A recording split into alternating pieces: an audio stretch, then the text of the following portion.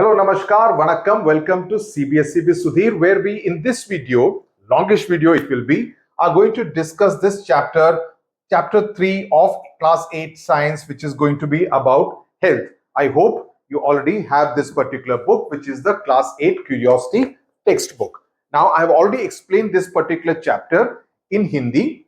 This will be the explanation in English. Okay. And thereafter, I'm going to be doing most of the chapters in English.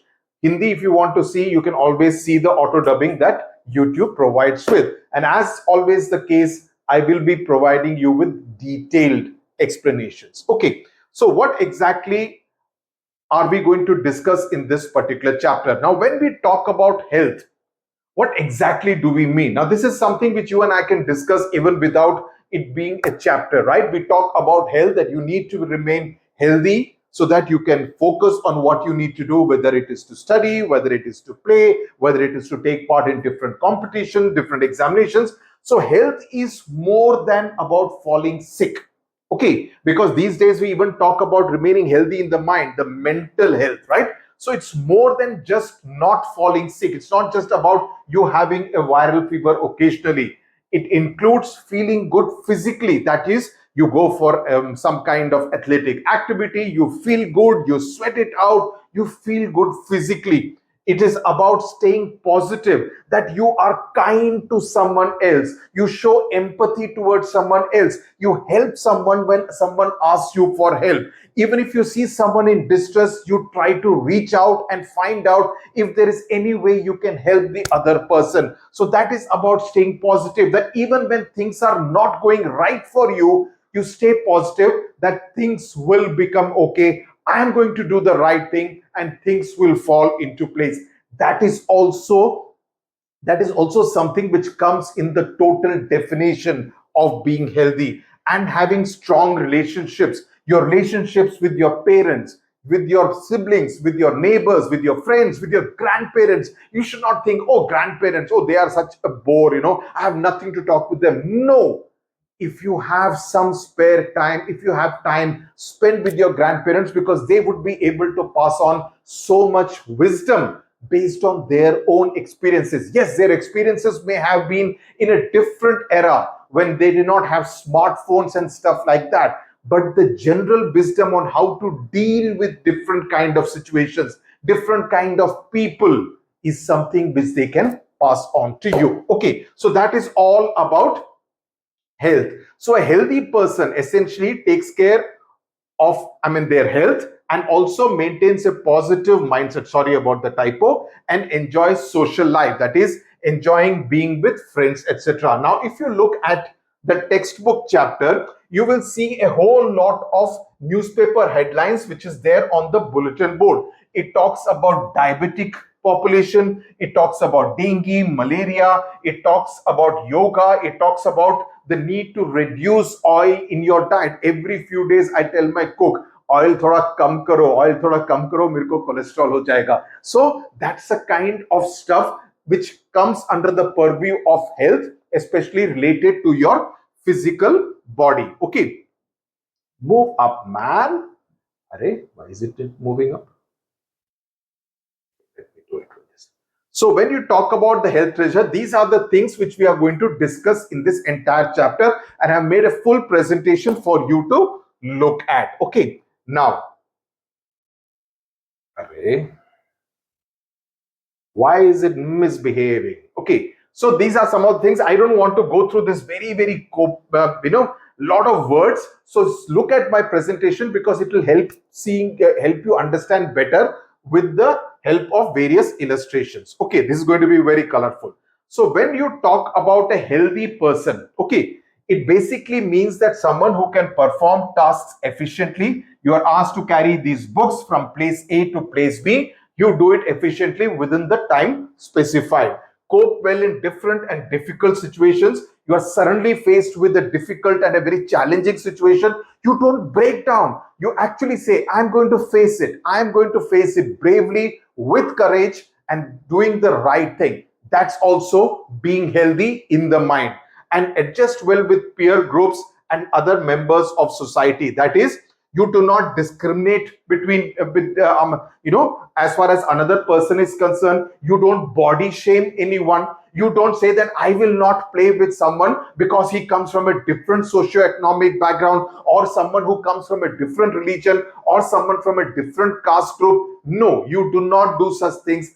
That's also constituting a healthy person, a person who is healthy in the mind, a person who is healthy in the body, and knows how to maintain and cultivate good relationships. Okay, now Ayurveda teaches that true health is a balance of body, mind, and surroundings. This is what Ayurveda tells us. This is something which is written in a box on page 2 of this chapter. This balance is maintained by following dinacharya, which is the daily routine that you get up at a particular time in the morning. You don't get up at 5 o'clock one day, 7:30 another day, 6:30 another day, 11 o'clock another day. No, you get up irrespective of what day it is. You get up at a particular time and follow a particular routine, so that your body also, just like, I don't know how many of you have pets, but if you have a pet, let's say a pet dog, you teach that pet dog certain rules, that this is the way you come and eat your food, this is the way you will drink water, this is the way you will have to walk when I take you for your morning and evening walk. So you discipline that dog, right? So you basically put him or her into a particular routine, a particular discipline. That's what you need to do. That is what is called dinacharya. Din as in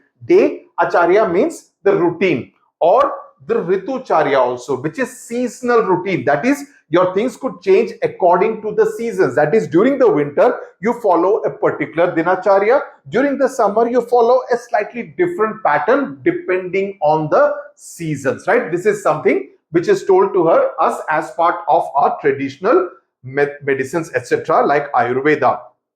Then another thing which is important is eating fresh, wholesome food suited to one's prakriti, that is body constitution, that my body can actually eat this. Like, there are some people who would be like, there will be some people who would be allergic to a particular food, right? So they cannot take that, right? Because that may kind of cause some kind of adverse reaction in their own body, right? So eating fresh food, as much fresh food, instead of eating junk food, instead of eating fast food, so the less amount of burgers and pizza, etc., that you eat would be better for you, or anything which is very oily.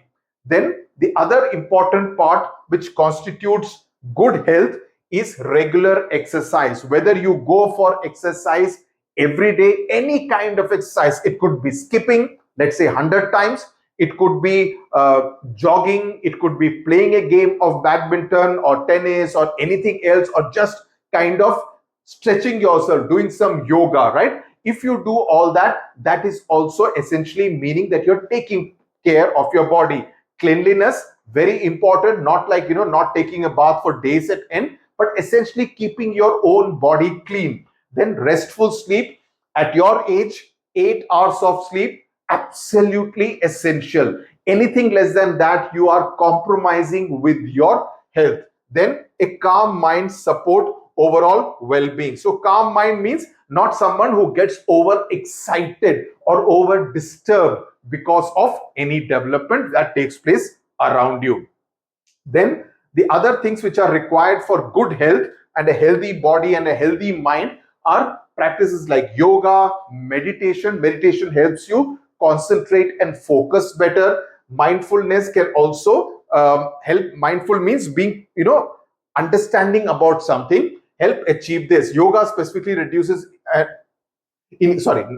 not reduces, increases concentration and is beneficial for the mind, body, and soul. Not reduces, just cut this out. Increases concentration and body, beneficial for mind, body, and soul. The bright journey, being happy, because what I do is I make the notes and then put it on notebook. So sometimes notebook also can create these kind of problems.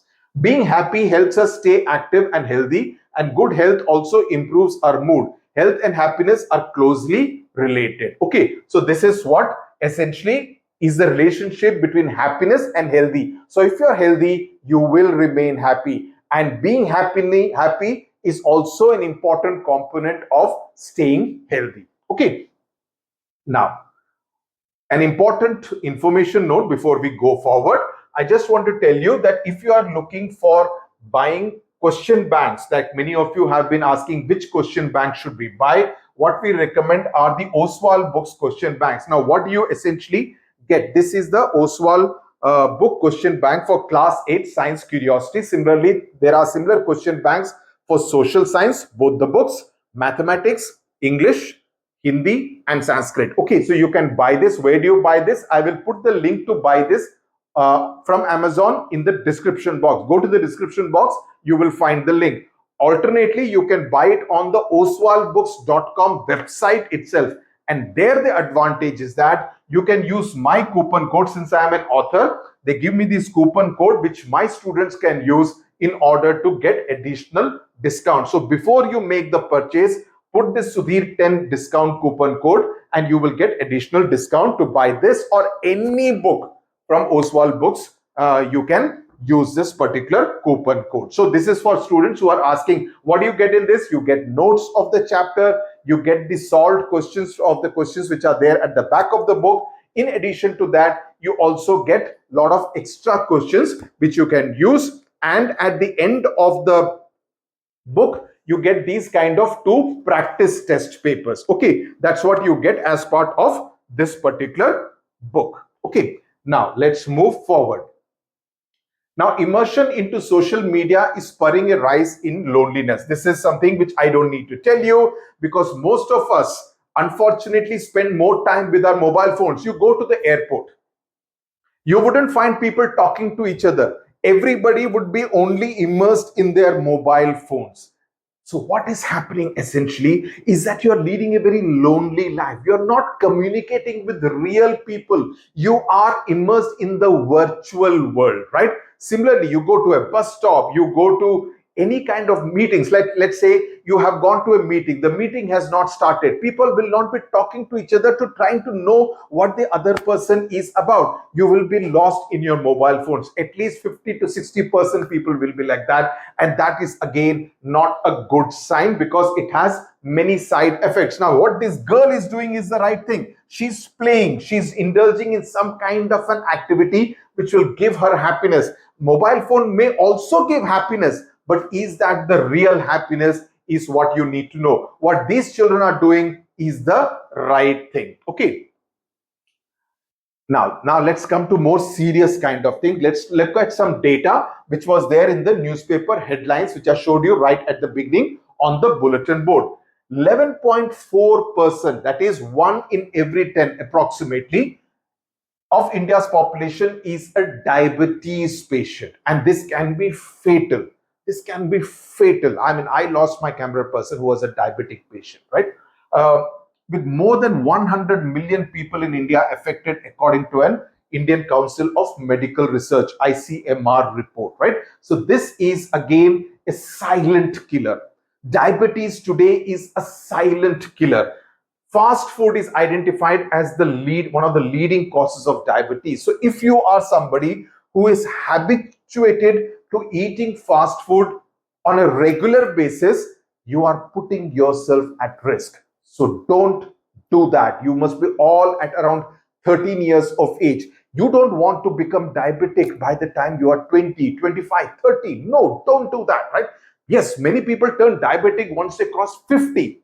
But do not get diabetic very early in life by following these kind of bad habits like burger, French fries, and aerated drinks. Diabetes and heart attacks are more prevalent in people of Southeast Asia. There are these film stars, even sports persons who irresponsibly actually promote aerated drinks, promote all kinds of fast food. Do not treat them like role models. Don't do that. I know, I can tell you about my friend Pulela Gopichand, the national badminton coach, former All England champion. When he was offered tons of money to promote a aerated drink, he refused. That money could have been very useful for him, but he did not do that. I respect people like that. That's what makes a true individual a good human being. Then, because he thought he would actually be misinfluencing a lot of youngsters. 28.6% Indians are obese. What is obese? That is, You put on weight, you are a couch potato, you're not having any physical activity, you are only gaining weight. Again, something which is not good at all. This is a very disturbing statistic. That is more than, if there are 4 Indians, 1 in every 4, which is again something not healthy at all. Then air pollution is one of the leading risk factors for health and is considered a public health emergency. We have been seeing reports from cities like Delhi where air pollution is very high, and that creates a lot of problems for people who live in Delhi. In fact, my daughter, who is doing her internship in Gurgaon right now, otherwise she's at XLRI doing her MBA in Jamshedpur. So as soon as she reached there, and after about 10 days, she got alerts on her phone saying that you are in a place where the AQI is very, very bad. That is, the air quality index is very bad, and you have never been in a place where the AQI is so bad, right? So the phone was kind of registering and giving her a warning that you need to be careful when you move out in these kind of polluted environment in cities, because obviously the air pollution, air quality in a place like Jamshedpur is obviously very good, where she has been for the last 1 year. In cities, air pollution from vehicles and factories can create problems like coughing, asthma. The air quality index, what I just now mentioned, AQI, it helps monitor air cleanliness. So from the AQI, you can make out how healthy or how good the air quality of a particular place or a particular town or a particular city is. And what contributes to poor AQI? Vehicular pollution, industrial pollution, construction related pollution. These are the things which lead to bad quality AQI.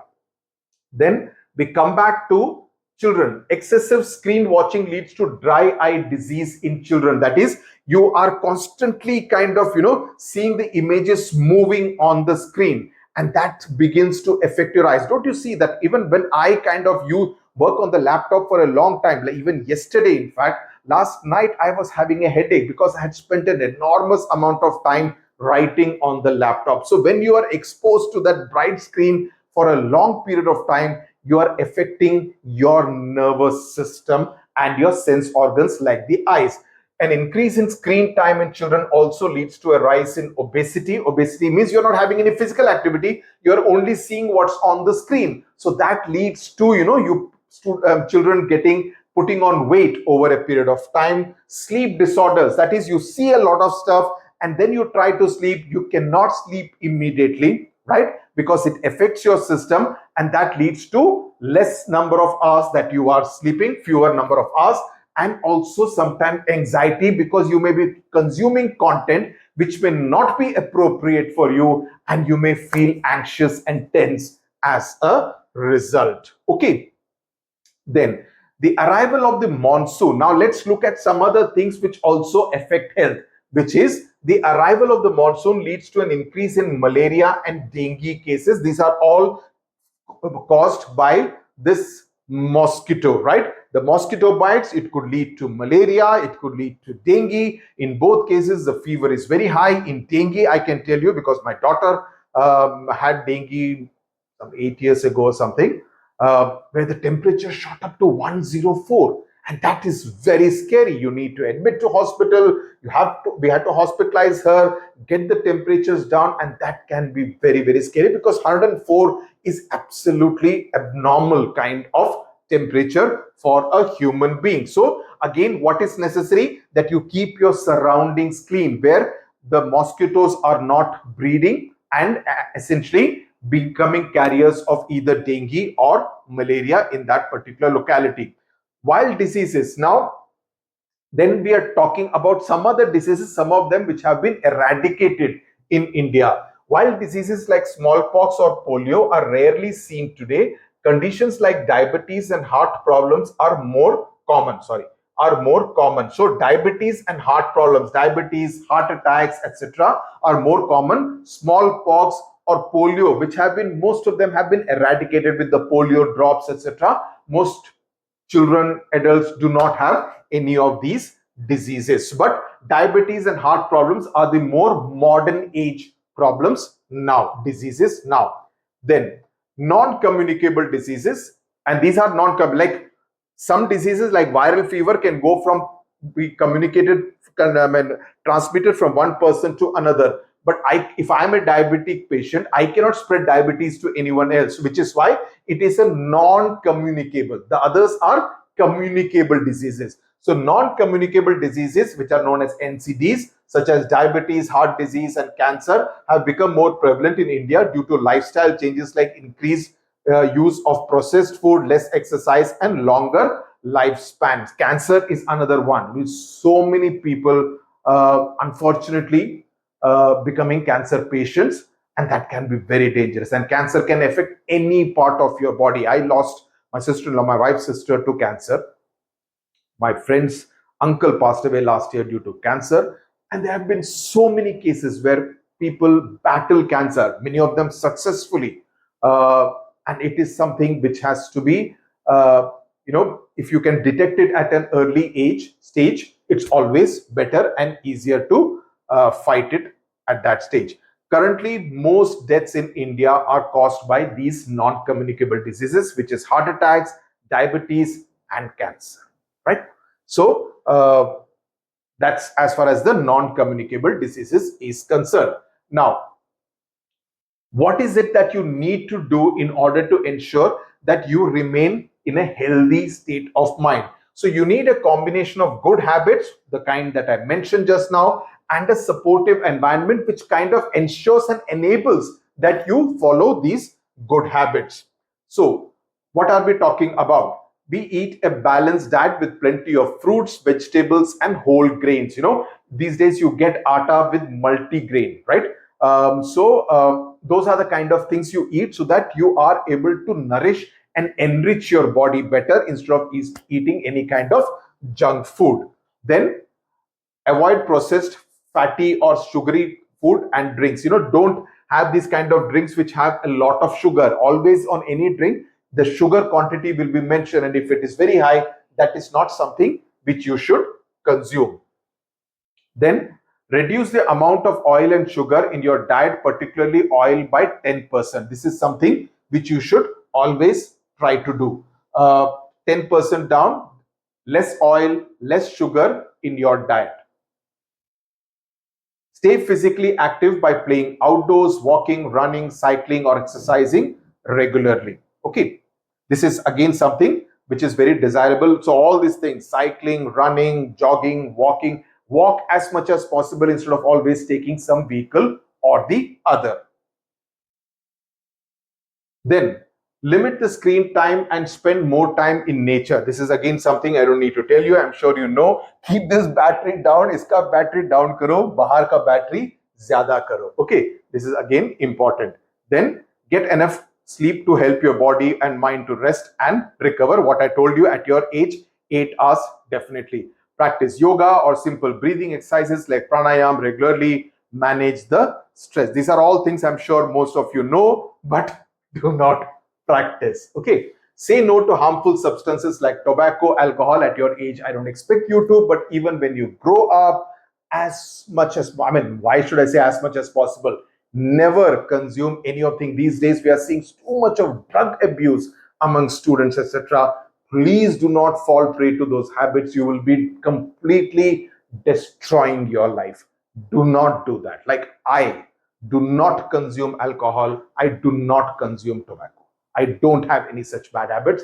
It's important to lead a very disciplined life, right? And addictive drugs. Smoking can seriously harm health and even cause death, because eventually it will have a bearing on your health and life. Clean air and water are important for health. Safe drinking water reduces cases of diseases. This is again drinking water. You must be having, the kind of the AquaGuard or any other machine with which your water is purified when it comes into your home. Good sanitation, that is, your surroundings are always kept clean. There is no stagnant water. There is no factory or anything which is kind of polluting the atmosphere. So good, there's no garbage collection near your house. Good sanitation or your school can reduce the spread of communicable diseases. So if you come back home, always wash your hands and feet That means you are keeping yourself clean, and by chance if you have got any germs from outside, you're not carrying it to your home and spreading it to other members of your family. So you need to be responsible about that as well. Okay, then our feelings and relationships also matter. What we said at the beginning of this video, one may not feel well if they are lonely or upset. So if you have a friend who is going through some kind of crisis, extend a helping hand and see if there is any way you can help that friend. As I always say in my videos, it's very important in life to have the virtue of kindness. People say, cutthroat competition, मुझे first आना है, बाकी सब बाढ़ में जाएं. No, you need, in life, if I have to make a pyramid of people, what virtue comes at number one, I will say kindness. Kindness is most important, because if you are kind to someone, if you help someone when the person needs it, trust me, you may forget having been kind to that person, but that person will always remember for the rest of his or her life that when I needed help, this person actually came and helped me. So trust me, there is no one better in life than someone who is kind, someone who shows empathy, someone who is supportive. That's what makes you a better person. You may be the wealthiest person in the world, but if you are not a kind person, frankly speaking, all that wealth doesn't matter. You do not have the wealth of kindness. So please remember this always. Then, spending time with friends and family, talking, laughing, and having fun contribute to a healthy mind. Because when you do all this, not just are you helping someone else, you are actually helping yourself stay healthy. So if not for anyone else, do it for your own sake. But when I'm saying having fun, it does not mean doing it only with your phone and your tablet and your laptop, right? A student who felt lonely and increased social media use experienced worsening health, headaches, weight loss, and sleep issues, which improved with less screen time and help in making friends. So if you reduce your screen time, make more friends, then all these problems like sleep issues, bad health, headaches, weight loss, etc. will go. What I gave you the example yesterday. Yesterday, my usage was more, not that I could help it. I had to write a few articles. So I spent more time on the laptop. So I could immediately sense the difference. I slept well. I went to bed early. I slept well. Morning, I was okay, right? So that's how you take care of your health on a day-to-day basis. That's what is important. The other thing is the air you breathe is important. If you are in a polluted area, wear a mask and go. Do not breathe that polluted air. Living in cities with poor air quality index can worsen your health. So this is again something important. I hope till here everything is absolutely clear as far as this chapter is concerned. Now we will move into the next stage. Now let's move to the next stage where we learn how to recognize when you are not healthy. Okay, understand that. Healthy, we have understood what all is required to be healthy. Now we need to know how to recognize when you are actually unwell. So when we feel unwell, it indicates that something inside our body may not be working as it should. Like for example, by chance, like today morning, I saw my laptop was getting very hot. And I realized that maybe because it is peak summer now, it is probably not cooling off to the extent it would normally cool on a normal day. Now the temperatures are rising, and because I had not switched on the AC, maybe that's the reason why it is not. So I switched on the AC, and in 15-20 minutes it was absolutely cool. So when something is unwell, like your car is giving some trouble, your bike is giving some trouble, your air conditioner is giving some trouble, similarly your human body also can give some trouble. I mentioned to you about my headache. I knew exactly what was the reason for the headache, right? So that is how you also recognize the state of unwellness. Now the symptoms could be these are what we feel, such as pain, a headache that this boy is feeling, or we feel very exhausted and tired, or we are feeling dizzy. I remember, I'll tell you something very interesting. I'd gone to Chennai, and on the flight they gave me an aerated drink. So I thought, okay, I kept it in my bag. I will drink it whenever I'm feeling thirsty. And there in Chennai, humidity, January month, hot, and we had gone to the Marina Beach because there was a protest taking place there. This I'm talking of 2017 January. against for Jallikattu. So there was this protest happening, very hot and humid day. I was feeling very thirsty. I immediately took out the aerated drink and drank. That was a mistake. Then now, later on, a doctor told me, when you are feeling on such a hot and humid day, an aerated drink is not really the ideal thing. You should just drink plain water. I immediately felt dizzy, and suddenly I looked up, the whole sky looked black, and I blacked out, right? Now, immediately I was rushed, there was an ambulance, I was rushed to an ambulance and taken care, first aid was given. So that's something which can happen. So you need to be very careful about what happens when. No signs that can be seen or measured. That can also happen. Sometimes you may look very perfect, but something inside your body is actually not functioning properly. Now, both symptoms and signs help doctors understand the potential cause of unwellness. Now, for example, this boy is telling the doctor that I am having a headache. So what will the doctor say? The doctor will examine how many days have you been having it? What did you eat? Did you eat anything outside? Have you been seeing a lot of your mobile phone or your computer, right? So, or whether you have not been sleeping well. So she will try to find out what all the things that could possibly go wrong, or whether this boy is having an eyesight issue. Like, for example, I remember I got my specs when I was in class 9, right? And that was because of seeing a lot of cricket on television, right? So there could be reasons why something like this could happen. So that is important for the doctor to understand. Now, as far as diseases are concerned, what is a disease? A disease is a condition that affects the normal working of the body or mind.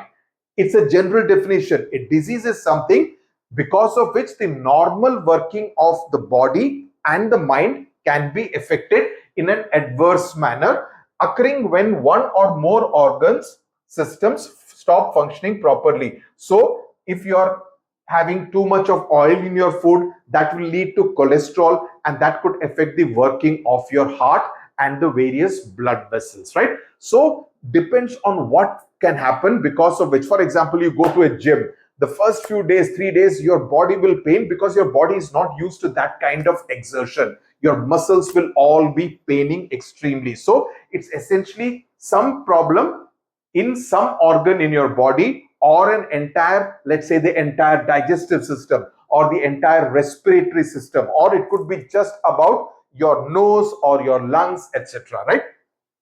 Now, some diseases are caused by pathogens, germs like bacteria, viruses, fungi, worms, protozoa, okay, while others result from poor nutrition or an unhealthy lifestyle. This part we have already studied and discussed in great detail, right? I hope you have not forgotten that. Then some diseases are caused by bacteria, fungi. For example, if you go to a hospital, the chances of you getting a bacterial infection are considered to be very high. In fact, that's what they say. The patient, if he or she is admitted to the ICU, he or she may get cured of what he or she has gone in for, but the chances of contracting a bacterial infection become extremely high. Now, what exactly are these infections? Now, the diseases can be short-term or chronic. Long-lasting, chronic means long-lasting, which is over a period of 90 days, right? So it could be short-term, that you get cured in a week,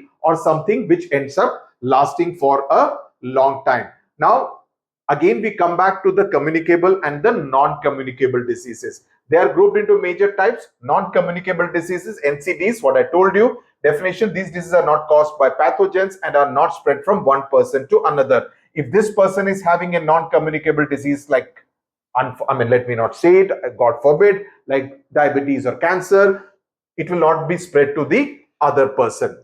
Now, they are typically linked to your lifestyle, your diet, and environment, right? If you are like this, you will become obese. If you're only eating popcorn and fast food and watching TV, you're only becoming obese, and obesity is one of the reasons linked to diabetes. Okay, then if you're consuming this kind of fast food, junk food, or if you are living in an environment that is polluting, right? So all these can be reasons for getting NCDs. The deficiency diseases caused by lack of specific nutrient. For example, scurvy, anemia, goiter which is linked to iodine deficiency, or different kind of vitamin C, vitamin D, etc. That is also vitamin B. They are all non-communicable. For example, if you do not go out in the sun, like when I work a lot from inside the studio, my exposure to sun is not very high. So in the last annual medical checkup, I was found that my vitamin D levels were down. So now I'm taking tablets for vitamin D. Similarly, vitamin B12 is a deficiency which is common in most Indians, right? Similarly, if you do not take enough kind of the right kind of fruits, vitamin C is another deficiency which is also there among a lot of Indians. If there is not sufficient iodine which you are taking, that can lead to a disease like goiter. Now, these are all non-communicable. You don't spread it from one person to another.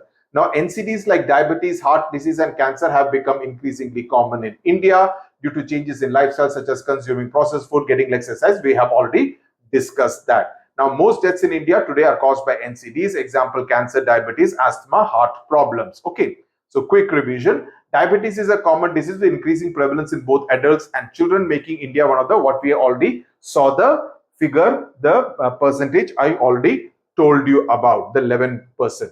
It often develops due to a combination of hormonal imbalance, unhealthy eating habits, lack of physical activity, being overweight or obese, and other reasons. So these are some of the main reasons which leads to diabetes, and diabetes is often spoken of as a silent killer in our country today.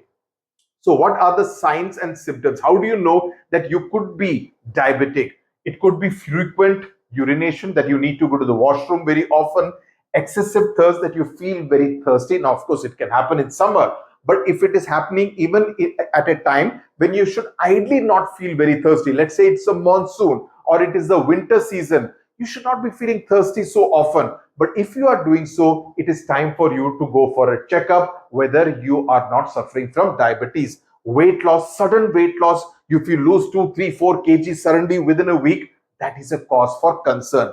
Then tiredness, that you feel very exhausted even if you are not taking on very heavy work, or any kind of wound that you get, it takes a long time to get healed. That is again a sign and symptom of diabetes. Okay. Now, how do you prevent it and how do you manage it? Now, non-communicable diseases can often be prevented with healthy habits, lifestyle. That's why when people suddenly get cholesterol, which can lead to heart attacks, etc., diabetes, the doctors first say, change your lifestyle, change your lifestyle, stop taking. For example, even if I'm not diabetic, but for the last 4 to 5 years, I do not take sugar in my coffee. Okay. It's just a habit and I'm quite used to it, right? So if you change your lifestyle over a period of time, that can actually help you not having to take a tablet every day, right? But vitamin D is something which I could not do because the percentage was actually in the alarming range. So doctor suggested you need to take these tablets. So change your lifestyle and regular exercise. That is again something which you can and should do. Now, how can you actually cure? Now, therapies focus on managing symptoms and improving the quality of life through medication, lifestyle changes, rehabilitation, early diagnosis if it is done, and care that can actually control so that it doesn't create a big problem for you.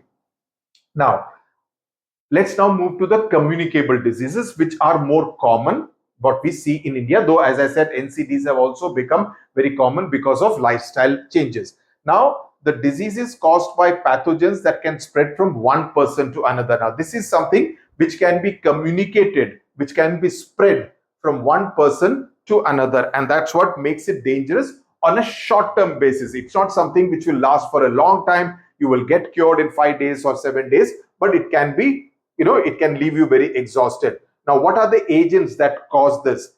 Pathogens, these include bacteria, virus, protozoa, and worms, different kinds of worms like this. How do they spread? Through air. If I am an infected person and I am not wearing a mask and I sneeze in the air, right? Especially remember what was to be the scary part during COVID, right?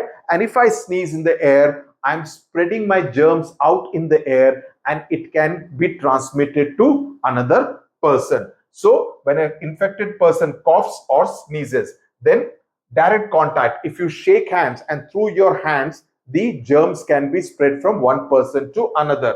Indirect contact, which is by sharing personal items of an infected person. Someone uses a comb, you also use the same comb, or someone uses a towel, you use the same towel. So the germs of the infected person can be spread even though he or she is not directly in contact with you. So if you have an infected person at home, ensure that whatever that person is using is only for that person and the others are not sharing any of the household items, right? And direct contact should be avoided. Then contaminated food or water, consuming food or water that contains pathogens. So whatever water that you consume at home or even if it is outside, ensure that it is clean. It is not from a polluted source. Then there are the vectors, which are the insects like mosquitoes or flies, which act as vectors carrying and spreading the pathogens, that they actually carry the pathogens from one place to another. They may be sitting on some polluted place. They will come and bite you or sit on your skin in the case of a housefly, and they will carry the germs. So that means they are playing the role of what?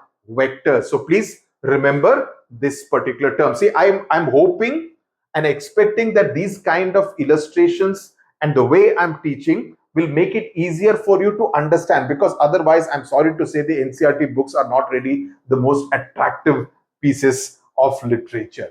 Then the diseases which are spread through the air. Now, common cold, which is the most common, cold ho gaya kind of a thing, and influenza. Influenza, not so much, but flu bhi bolte hain. I mean, common cold, flu, viral fever, etc. The more common ways we say it. Caused by a virus affecting the respiratory tract. Symptoms include nasal congestion, you can't breathe properly, sore throat, you have a cough or a sore throat, throat infection, what we say, fever, cough, body ache. Preventive body ache, very common during viral fever. Preventive measures include frequent hand washing, not sharing personal items, and covering the mouth and nose. Okay, these are things which you know. Now, this is something a little more complicated about which you may be not aware of on a regular basis. Okay, the first one is chicken pox. Now, chicken pox, listen to this carefully. It is caused by a virus affecting the respiratory tract and skin. Symptoms are mild fever, itchy skin, that is, your skin is itchy, you will keep wanting to kind of scratch it. Rashes, you get a lot of rashes, and blisters. Blisters are open wounds. Prevention involves complete isolation. So you completely isolate the patient so that no one else in the family is in contact with that person except the caregiver, who also has to exercise great care and caution. And covering the mouth and vaccination. Chicken pox ke liye vaccination you would have been given, so hopefully you will not contract chicken pox because all of you would have been vaccinated when you were younger. So that is as far as chicken pox is concerned. But I do remember, even with vaccination, my nephew got chicken pox when he was 10 years of age. When he was 10 years of age, despite the vaccination, he actually contracted chicken pox. So you had blisters and rashes all over his body, and it took some time. I don't remember exactly how much time, 10 to 15 days, for him to completely recover, during which time he was isolated at home.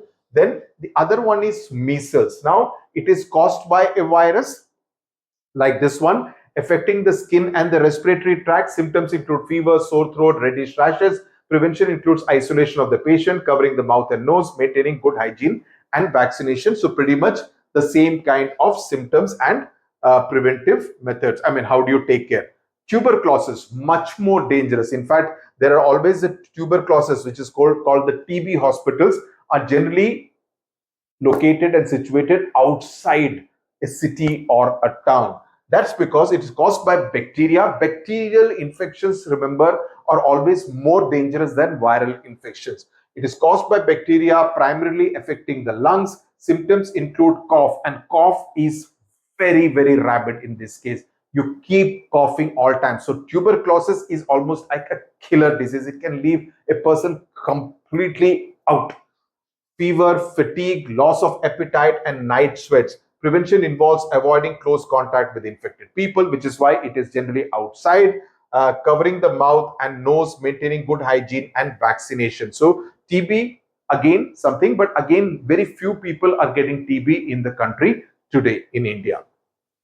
Okay, then diseases spread through contaminated water and food. First one is hepatitis A, caused by a virus affecting uh, the liver. Symptoms include fatigue, fever, loss of appetite, nausea, vomiting. So my suggestion to you would be to kind of keep a table, like it has been put in a table, but I wanted to explain it to you with the help of illustrations, which is why I put it. So if you note it down and help understand, okay, these are the symptoms, this is how you prevent it. It is caused by so and so, right? So symptoms includes fatigue, fever. Now fever, fatigue, rashes, etc. are the common ones in most of them. Okay, loss of appetite, nausea, vomiting, jaundice, and jaundice is where your body becomes a little more yellow. Upper right abdominal pain. Prevention includes drinking boiled water and vaccination. Now this is very important because hepatitis A is generally caused because of a virus which is spread through contaminated water, sometimes contaminated food. So you need to exercise great care when it comes to the kind of water and food that you are consuming now. Then cholera, again, I mean, in the olden times when people did not know how to cure it, it used to kill hundreds and thousands of people. It is caused by bacteria affecting the intestine. Symptoms are diarrhea and dehydration. Completely, you will feel exhausted. Prevention includes maintaining a personal hygiene and good sanitary habits, consumption of properly cooked food and boiled. Now, this again is something, if you eat something which is not properly cooked, especially non-vegetarian food, now that again, the right kind of sanitary conditions in which any food, in fact, both vegetarian and non-vegetarian, especially non-vegetarian, you need to be exercising great care and caution out here. Typhoid, again, something I remember my sister getting it and looking like this when we were children, when we were your age, caused by bacteria affecting the intestine. Symptoms include headache, abdominal discomfort, fever, and diarrhea. Prevention involves maintaining personal hygiene and good sanitary habits, consumption of properly cooked food and boiled drinking water, and vaccination. So many of these things would overlap, but if you get a specific question, what does it affect? Tell two symptoms of it, how to prevent it, you should be able to answer. So my suggestion to you is to ensure that all these things, this will definitely come in your examination. So you should know about each and every disease, what causes it, what are the symptoms, how to prevent it. These three things you should be able to write it down in your own notes, because that will make it easy. When you write things in your own handwriting and not depend on someone's notes or the textbook, it will be better. So you write it in your own handwriting in different colors, highlight it so that it becomes part of your visual memory. I'm telling you how exactly to remember it. Then this is something which is caused by roundworms, what we said at the beginning, by worms. Now roundworms caused by worms affecting the intestine, ascariasis. Symptoms include worms in stool, loss of appetite, poor growth, diarrhea, weight loss, and anemia. Anemia is something when you actually there is a kind of reduction in the amount of iron in your body, so you look very pale and you feel very exhausted. Prevention involves maintaining personal hygiene and good sanitary habits, consumption of properly cooked food. So you realize that properly cooked food, drinking safe and clean water are some of the most essential things.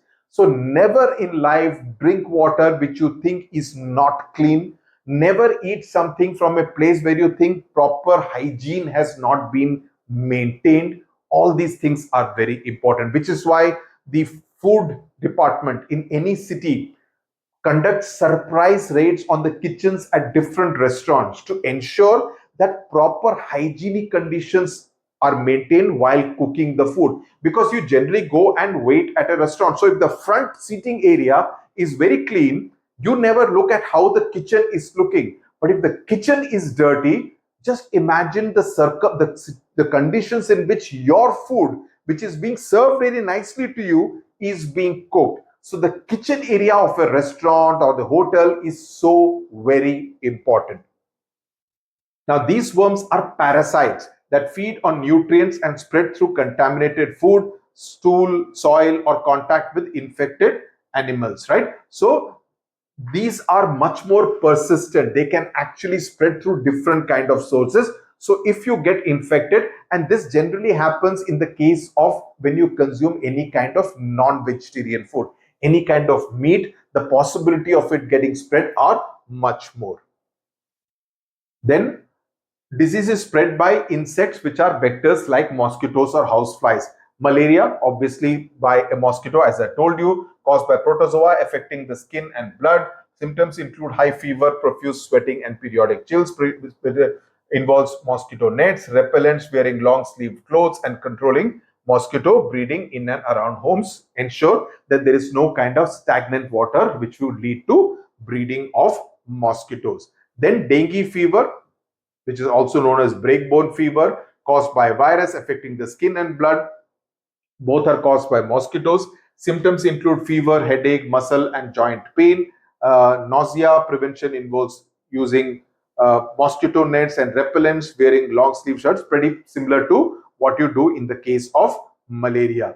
General preventive steps for communicable disease: keeping ourselves and our surroundings clean, practicing basic hygiene every day, washing hands with soap and water to remove pathogens. This itself can reduce infection by 50%. So just imagine, one step can actually go a long way in keeping you absolutely healthy. Okay. Then covering our mouth and nose while coughing or sneezing. So when you are actually having any kind of infection, you need to be more responsible and cover yourself face with a mask so that you do not spread it to so many other people. Wearing a mask in crowded places provides protection to you. Avoiding sharing personal items like towels and handkerchiefs. Keeping our home food and water clean, staying at home and resting when unwell helps the body recover and minimize spreading the disease to others. So don't go to the school if you are unwell, because then you will end up spreading the infection to 25, 30 other students. Okay, so that's what you do. Now let's move forward. Prevention and control of diseases. The phrase prevention is better than cure. I hope you have heard this particular phrase. Underscores the importance of protecting ourselves from both communicable and non-communicable diseases. So here we talk about immunity and vaccines. Let's understand what do these two terms mean. Immunity is the natural ability. Like many times we say, I will not take any medicines. I will drink some kada which my mother or my wife makes. So if I drink the kada, I will let my body fight the disease. Let me not take an antibiotic unless it becomes really important. Things are not improving. So immunity is something which is naturally our body will be able to fight. So the natural ability of our body to fight diseases is known as immunity. This is the definition. Okay.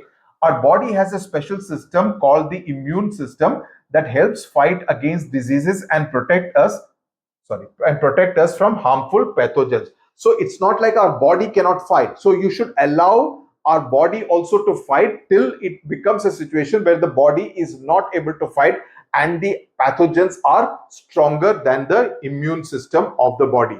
So the immune response is generally low upon first exposure to a pathogen. Remember this. This is important. Let me explain this to you a little more slowly.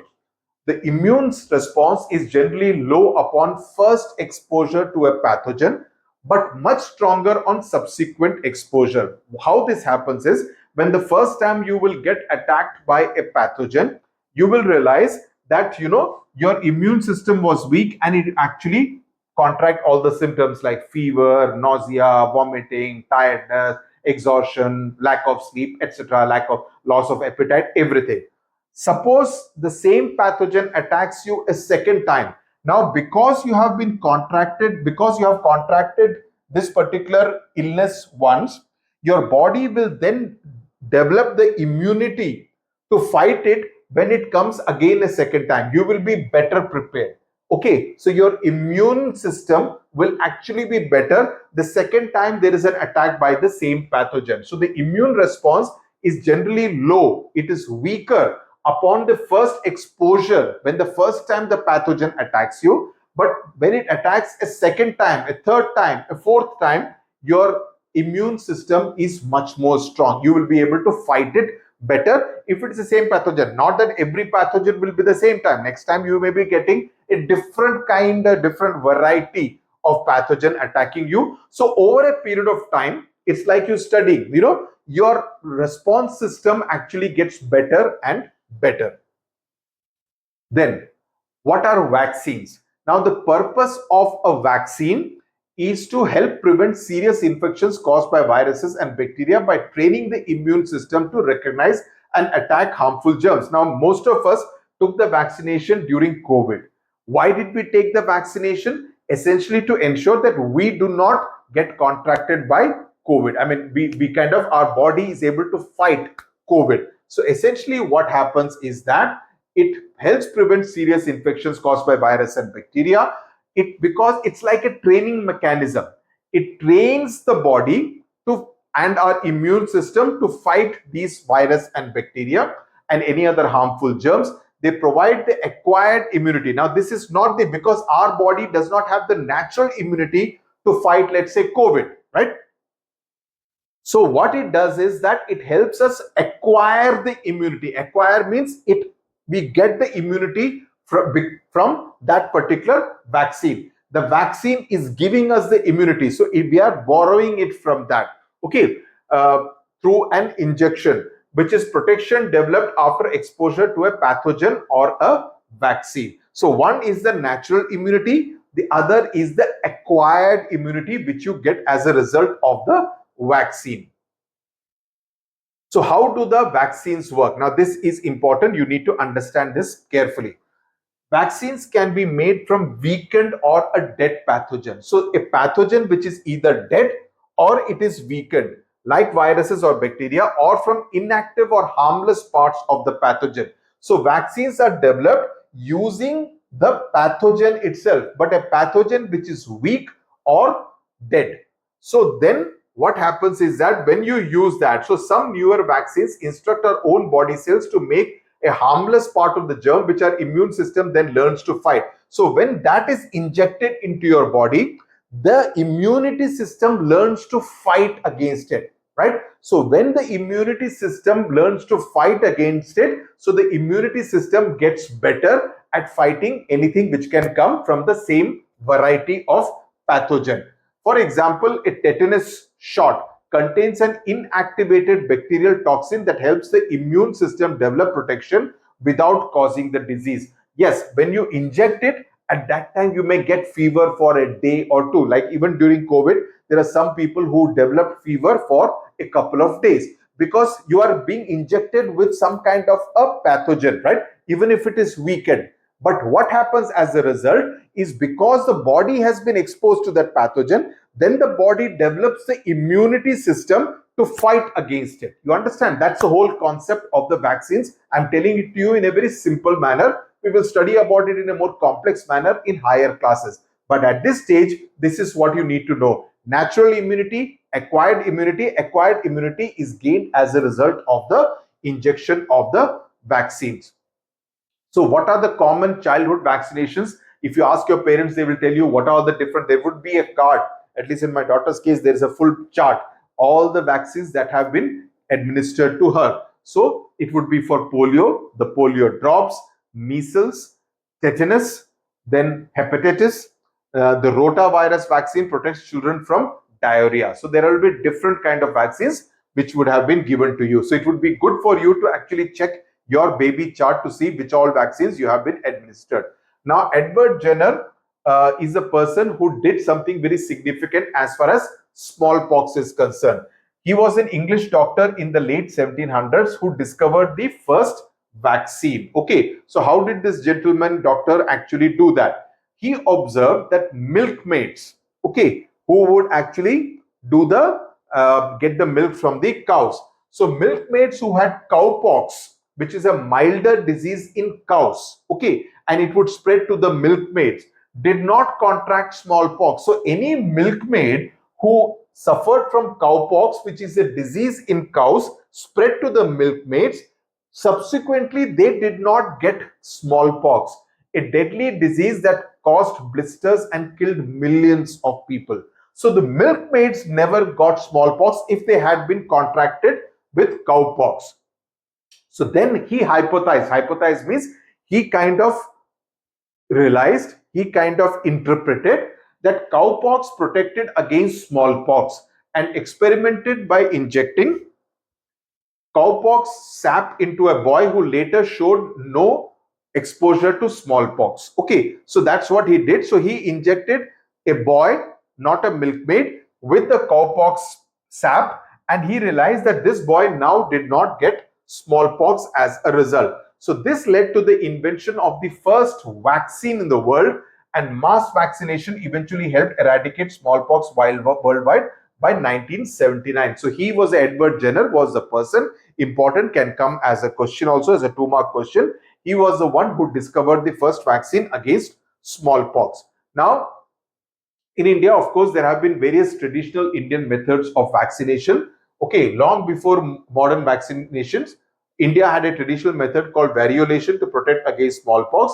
It involved using material from a smallpox sore to the skin and create a mild infection to build immunity. Same way, you kind of use the smallpox sore and then you inject it into the body, another person's body, and make that person's body fight against it. Initially, you will get fever, you will get exposure, but eventually your body, but because it is weaker, it will not harm you much, but eventually your body will learn to fight against the smallpox. So practitioners who would do this kind of thing were known as टीकेदार, जो कि टीका लगाते थे. टीका is the injection, टीका लगाने वाले को टीकेदार कहते थे.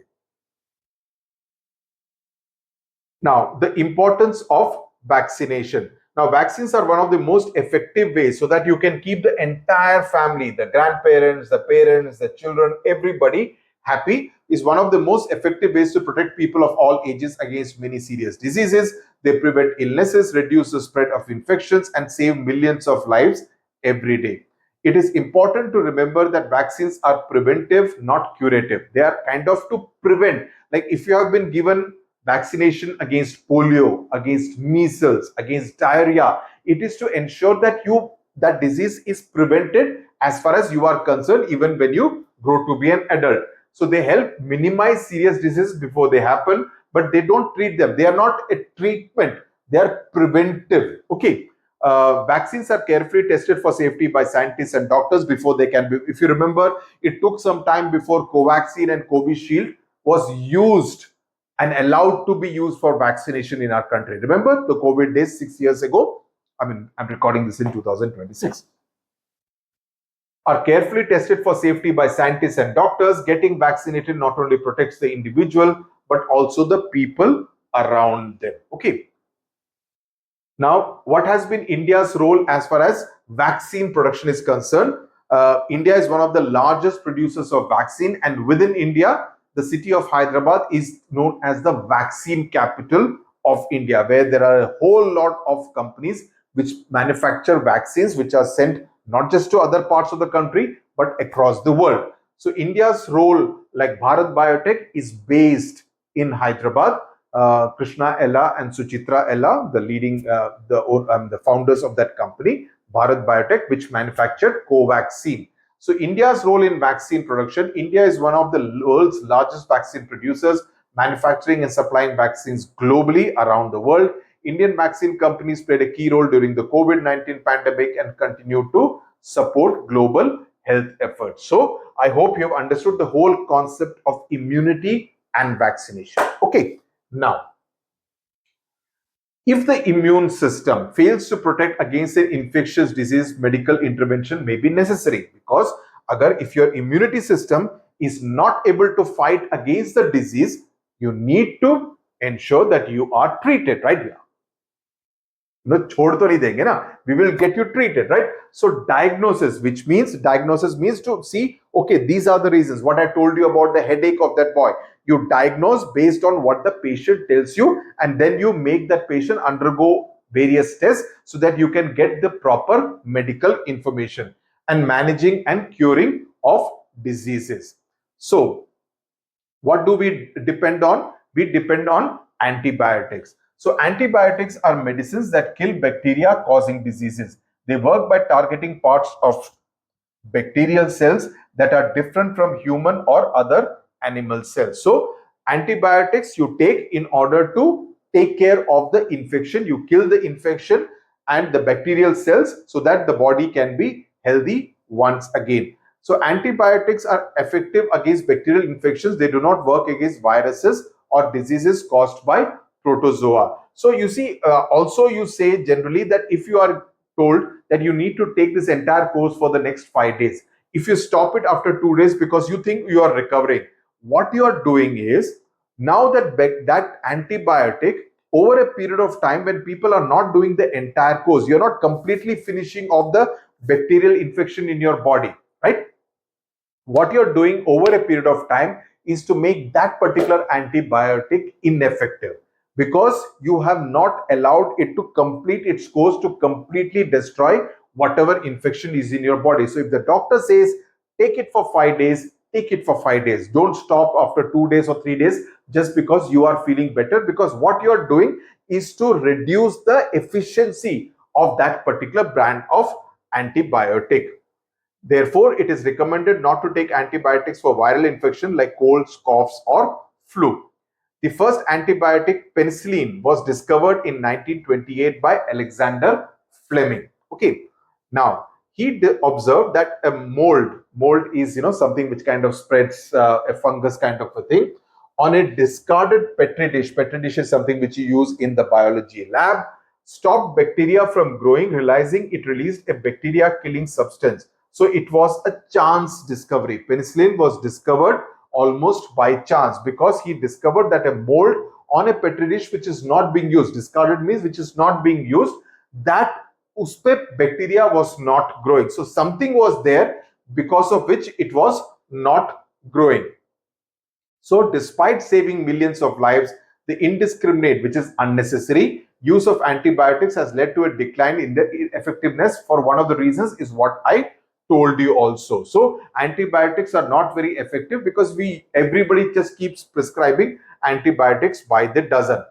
Then this phenomenon called antibiotic resistance, what I told you, leads to antibiotic resistance, means bacteria that were once killed by an antibiotic can now survive and multiply despite the treatment. So then what you need to do, the doctor will recommend another antibiotic of a higher dosage. Meanwhile, you will be suffering. So do not ever not complete the course is what I say, because otherwise it can lead to antibiotic resistance for the entire human race, right? So it can affect more people. So this makes common infection harder to treat, increasing the risk of complications, prolonged illness, and even death.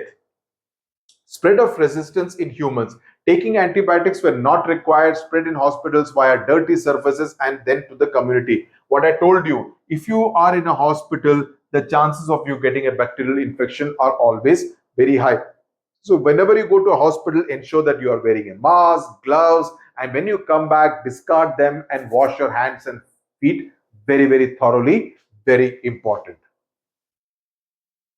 Through plants and animal products, resistance develops in bacteria in animals, spreads through animal food products, reaches human digestive system. So this is the entire circle, from the cow to the milk product and then to the human system, then it is discarded and then it again goes into the animal system. So this way you will ensure that through plants and animal products, resistance develops in bacteria in animals, spreads through animal food products like this, reaches human digestive system here via crop produce and spreads through soil through manure and animal fecal matter. So this is how the whole cycle happens, where it kind of keeps spreading through the entire chain. Antibiotics kill sensitive bacteria, both good and bad, allowing resistance, because we also know that there are some good bacteria, right? Resistant bacteria to grow and take over. We studied that in the last chapter. Some resistant bacteria can transfer their resistance to other bacteria, right? So bacteria are something which can actually be very effective and cause a lot of harm unless they are treated in the right manner. Then, so to tackle this problem, antibiotics must be used wisely only when prescribed. You should not self-medicate. You should not say, मेरे दोस्त ने ये antibiotic लिया था, उसका तो ठीक हो गया था, तो I will also use it. No, you are not a doctor. So always go to a doctor and do as he or she says in the correct dose. And so if the doctor says इसको 5 mg लेना है, तुम 10 mg नहीं ले सकते हो. Okay, it depends on your body type, your age, your weight, everything, right? Avoiding unnecessary use helps prevent the rise of resistant bacteria and keeps antibiotics effective for future use. What happened? Okay, so we are back. So the last line, and keeps antibiotics effective for the future generation. So this is very important. We all need to be responsible in the manner in which we take antibiotics. Okay, now systems like Ayurveda, Siddha, and Unani. Now here we don't have to bother about antibiotics. Okay, especially when it comes to things like Ayurveda, Siddha, or Unani medicine. Now they have been used in India for many years to manage common health problems, right? They utilize natural substances, what we get from nature. They are not chemical kind of medicines such as herbs, oils, and minerals for managing illnesses and promoting recovery. They also emphasize a healthy lifestyle and balanced diet. While useful for everyday well-being and some conditions, they may not be very effective for all diseases and at all stages. So some diseases, for some common diseases, they can be effective, but for some more serious ailments, they may not be very effective. So that is one rider that we need to bear in mind. So therapies for non-communicable diseases focus on managing symptoms and improving quality of life through medication. So this is essentially the best thing. If you maintain a healthy lifestyle, you will not suffer from any kind of diseases, right? So you don't have to take these medicines, right? Early diagnosis and continuous care are crucial to control. So if you go for an annual checkup, so you will know, okay, how your body is functioning, right? It's just like taking care of any machine. You service your car, you service your air conditioner, you service your two-wheeler, right? Similarly, you also need to service your body to see whether the body is in tip-top shape or not. Okay, now we come to the final part of this chapter. This scientist, Dr. Kamal Ranadeve, who lived from 1917 to 2001, a pioneer in biomedical research, who studied the links between hormones, certain viruses, and cancer, improving its treatment and prevention. So that was a major breakthrough she did. Her work also highlighted how tobacco, diet, and pollution, what we have been studying right from the beginning, if you live in a polluted environment, it will affect you. If you consume alcohol or tobacco, it will affect you. If you eat too much of junk food, it will affect you. It increases the risk of cancer, emphasizing the importance of a healthy lifestyle. Dr. Maharaj Kishan Bhan, a well-known Indian doctor and scientist who promoted science and innovation as secretary of the Department of Biotechnology, which is known as DBT, Department of Biotechnology, DBT. He played a key role in developing the rotavirus vaccine, which protects children from diarrhea, and advocated for using research for creating affordable healthcare. Now, these can come as MCQs, fill in the blanks, or a 2-mark question. So you need to know about these eminent scientists. Okay. Think now, finally, I just want to leave you with some thoughts. Now, this is not part of the chapter, but I want to leave you with some thoughts with some quick slides. Think of your body like a magnificent garden. Okay. Health isn't just about having no weeds. Weeds is like, things which are the undesirable part of the garden. वो भी रहेंगे. Diseases will come. You can't say that कि मेरे को जिंदगी में कभी fever नहीं होगा. ऐसा नहीं होगा. हर बंदे को होता है. So those are also there in the garden. So what you do, your body, you will also have weeds along with the flowers. Okay. So what you need to do, it's about having fertile soil. What is fertile soil? I wrote this because I thought let me explain to you using the metaphor of a garden. So it's about having fertile soil, that is physical well-being. The soil is good, which means physically you are good. Thriving plants, lots of plants with flowers, etc., which is mental well-being. You see the plants, you feel good about it. And a community of healthy organisms, which is socially well-being, working together. So you have the flowers, you have the good soil, and you have a lot of plants and trees together. So fertile soil is physical well-being, thriving plants is mental well-being, and all the different kinds of plants, which means there is a healthy kind of community. So if you stay healthy, it is like being a good gardener.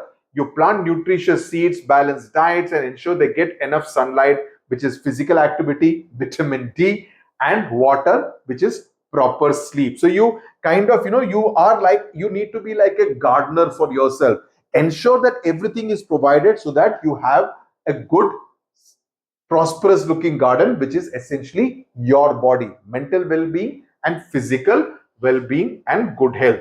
So you keep the garden clean, which means hygiene. You keep your surroundings clean, sanitation is maintained, you feed yourself with the right kind of thing, which means you are ensuring that your garden, which is your body, is kept neat and clean. The right kind of environment, the right kind of friends who don't tell you bad things, they tell you good things, so that you also develop. If someone is bullying you, which means you are not going to have mental peace of mind. If someone is being unkind to you, someone is being rude to you, you will not be able to sleep at night. So you always need to ensure that your environment is absolutely perfect. My dear children, that's very important to prevent pests. In the garden, you don't need all these kind of dirty things, so that mosquitoes, stagnant water, mosquito breeding, that's not desirable. You make sure the garden gets fresh air, clean air, and the plants can grow without being choked by pollution. You cultivate a positive atmosphere, which is having the kind of good friends, as a lonely garden with no other life can quickly become overgrown with problems. So you don't have a garden where nobody goes. No, you need to have human beings, so that you have a very vibrant kind of social life. You can sing and dance and have fun together. Diseases then are like different challenges to the garden. Communicable diseases are like an invasive species of weed or pest, but if you take care of them, they will not affect you. So garden may weed will come, but if you are able to maintain the proper kind of environment, sanitation, clean surroundings, everything will get taken care of. Vaccines are like introducing beneficial insects or strong natural barriers. Like, for example, you have the right kind of thing, earthworm, which will help in vermicomposting and stuff like that. So if you do that, that will take care of any kind of diseases which may come. So they play the role of any kind of natural immunity or vaccines. Non-communicable diseases are like problems arising from the garden's internal conditions. Perhaps the soil is poor, the soil is very rocky, so nothing grows there. Water is not provided, so obviously the plants dry. So those are the kind of non-communicable diseases which can come. Or people just keep throwing stuff like that, insanitary sanitary conditions are not maintained. So these issues don't spread from plant to plant, but they weaken individual plant over a period of time. The plant is not watered, the soil is not watered, the plant begins to dry. Antibiotics are like a potent weed killer, effective against specific types of harmful weeds, bacteria, but not other viruses. So you will have antibiotic pesticides which will help prevent, but is it good in the long run? No, because these pesticides which are put on a plant, then it goes into the soil becomes poisonous over a period of time. This is what happens in many fields which when farmers use a lot of antibiotics. So overusing them or using them incorrectly is also not the right way to go about it, right? So to keep your garden, which is your body, flourishing, continuous care, mindful choices and protective measures are essential. So if you do that, you will remain a healthy person. And I wish all of you stay healthy, be kind, listen to the right things, and ensure that you have the perfect kind of lifestyle. So with that, we come to the end of this chapter. I have explained this in great detail, also revised it so that you are able to remember it even as we finish with this particular video. So subscribe to the channel, share the video on whatever WhatsApp groups that you may be with your classmates, with your friends in other schools, so that we can build a large community here on CBSE with Sudhir. Tata, bye-bye. Thank you very much. I'll meet you in the video in which I will discuss all the questions, the test paper for this particular chapter. Till then, bye-bye.